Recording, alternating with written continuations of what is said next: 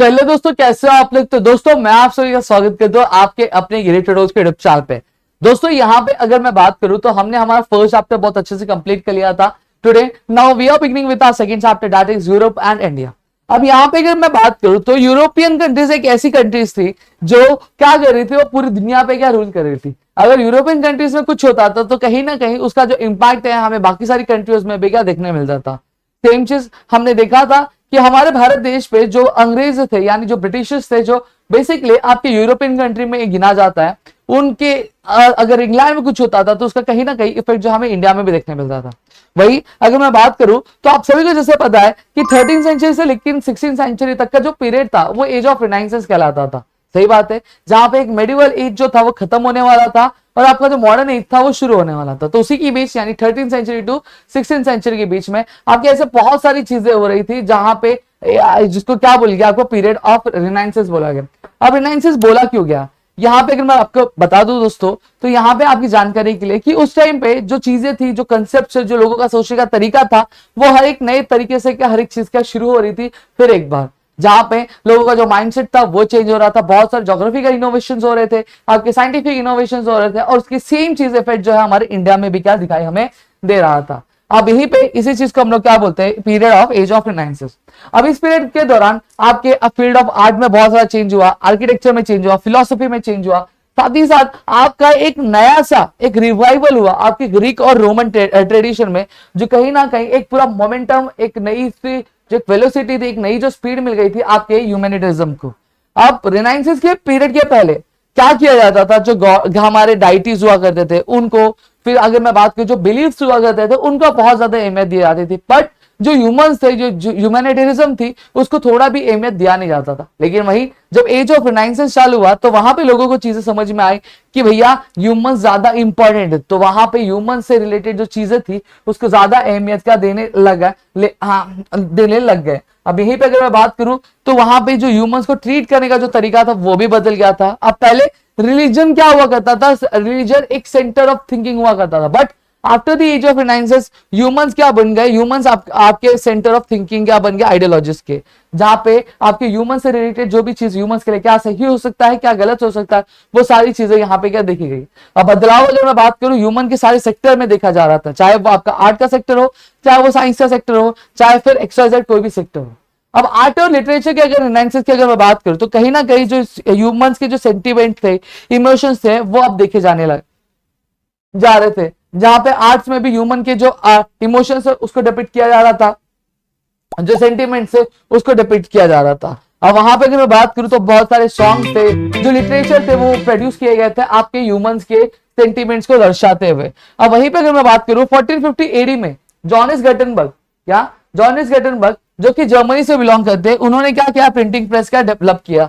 और मैं आपको बता दूं ये पहली दफा थी, एक पहली बार थी जहां पे कोई भी चीज जो थी वो आपकी प्रिंट होने जा रही थी। 1450 एडी एक ऐसी पहली दफा थी जहां पे कोई जो लिटरेचर था वो प्रिंटिंग प्रेस में क्या हो रहा था, प्रेस आपका ये हो रहा था, क्या बोलते हैं उसको, प्रिंट हो रहा था। उससे पहले जो लोग होते थे उसको कॉपी किया करते थे। ठीक है, देखो रिफॉर्मेशन हुआ।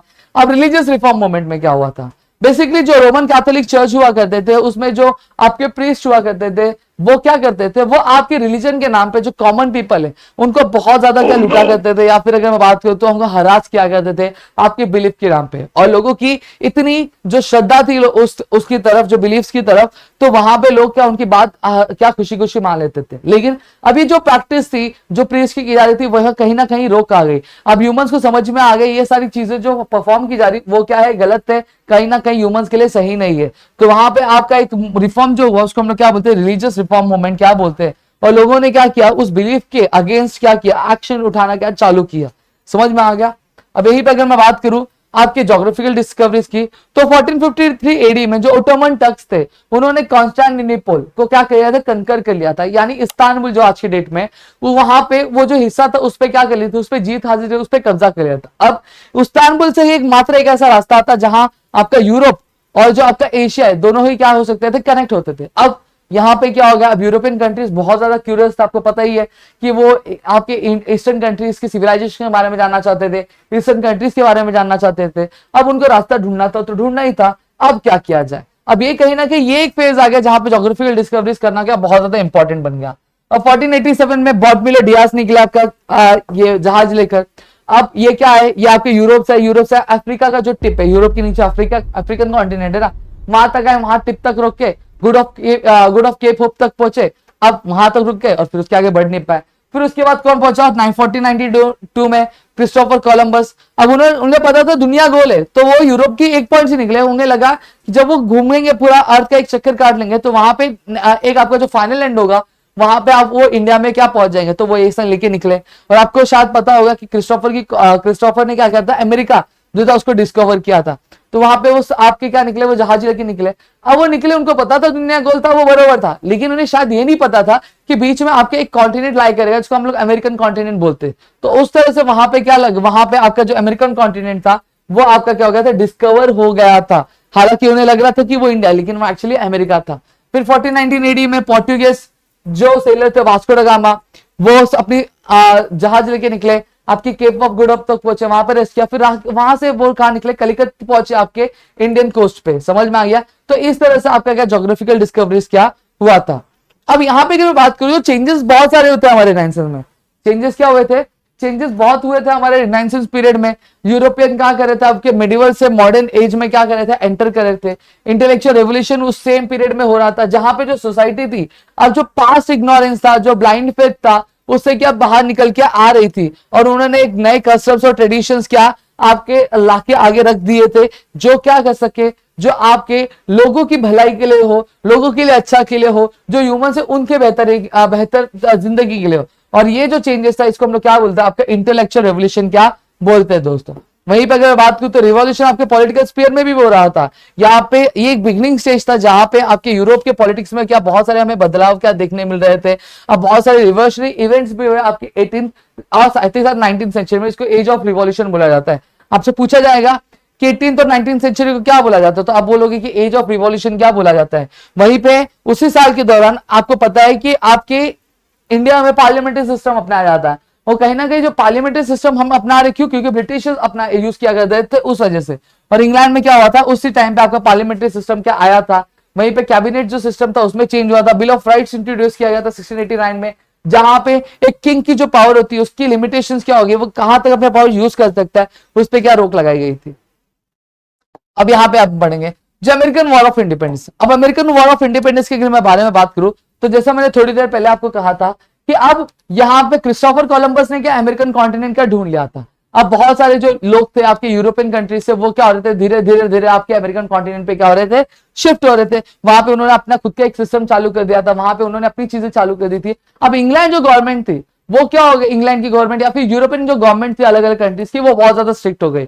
और वो क्या बोलते हैं, वो बोलते हैं भाई कि आप हमें टैक्स दो, ये दो, सारी चीजें दो। तो वहां के अमेरिकन कॉन्टिनेंट के लोगों ने क्या बोला, अब तो हम आपके देश में रह रहे नहीं है, तो आप हमसे टैक्स किस चीज का वसूलोगे, हमने यहाँ पे सारी चीजें खुद डेवलप की है, आपने सपोर्ट भी नहीं किया, कुछ नहीं किया, तो हम किस चीज के लिए आपको क्या टैक्स भरे या फिर आपकी बात सुने। तो वहां पे आपके यूरोपियन कंट्रीज और आपके अमेरिका के बीच में क्या हो गई, एक लड़ाई हो गई। क्या हो गई, लड़ाई हो गई। अब जब लड़ाई हुआ तो वहां पे जॉर्ज वॉशिंगटन के लीडरशिप के अंडर पे जो एक डेमोक्रेसी पाथ पे चलकर क्या किया, आपके जो अमेरिकन कॉन्टिनेंट के जो लोग थे उन्होंने आपका जो इंडिपेंडेंस हासिल कर लिया। और इसी इवेंट को हम लोग क्या बोलते हैं, अमेरिकन वॉर ऑफ इंडिपेंडेंस बोलते हैं। और एक नया नेशन चल के आ गया जिसका नाम था यूनाइटेड स्टेट्स ऑफ अमेरिका, एक फेडरल गवर्नमेंट के साथ, और साथ ही साथ एक रिटर्न आपका कॉन्स्टिट्यूशन भी क्या इनका था। क्लियर हो गया। 1789 एडी में जो लोग थे फ्रांस के, उन्होंने क्या किया, आपके जो अनकोड, अनकंट्रोल और अनजस्ट, यानी एक ऐसा मोनार्की यानी एक ऐसा किंग का रूल था, उसके अगेंस्ट क्या वहां पे उन्होंने क्या आवाज उठाई और एक रिपब्लिक क्या देश क्या वहां पे उन्होंने एस्टैब्लिश किया। और इस इवेंट को हम लोग क्या बोलते हैं, फ्रेंच रेवोल्यूशन क्या बोलते हैं। अब ये कहीं ना कहीं फ्रेंच रेवोल्यूशन ने 3 वैल्यू दी थी आपकी, लिबर्टी, इक्वालिटी और फ्रेटर्निटी की। ठीक है। अब वर्ल्ड हिस्ट्री में अगर बात करूं तो पॉलिटिकल रिवॉल्यूशंस बहुत हुए। अमेरिकन वॉर ऑफ इंडिपेंडेंस हुआ, फ्रेंच रेवोल्यूशन हुआ, फ्रेंच रेवोल्यूशन, इनका एक बहुत ही महत्वपूर्ण क्या आपका जगह है हमारे इतिहास के पन्नों में। अब इंडस्ट्रियल रेवोल्यूशन की अगर बात करूं तो 18th सेंचुरी के पहले क्या किया जाता था, 18th सेंचुरी के पहले हर एक जो इंडस्ट्रीज हुआ करती थी वहां पे क्या किया जाता, लोग हैंडलूम की मदद से क्या प्रोडक्शन किया करते थे।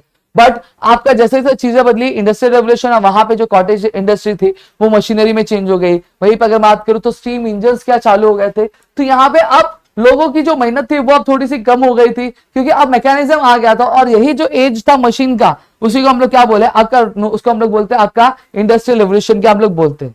ठीक है। अब इंडस्ट्रियल रेवोल्यूशन जो है सबसे पहले इंग्लैंड में चालू हुआ था और फिर धीरे धीरे धीरे फिर बाकी सारे जो पार्ट्स कंट्री के वहां पे भी क्या पहुंचना लगा, समझ में। इस वजह से आपको इंग्लैंड ने क्या किया था, बहुत सारी इंडस्ट्रियल मजा उठाया था और इसको हम लोग क्या बोलते हैं, वर्ल्ड फैक्ट्री क्या बोलते हैं।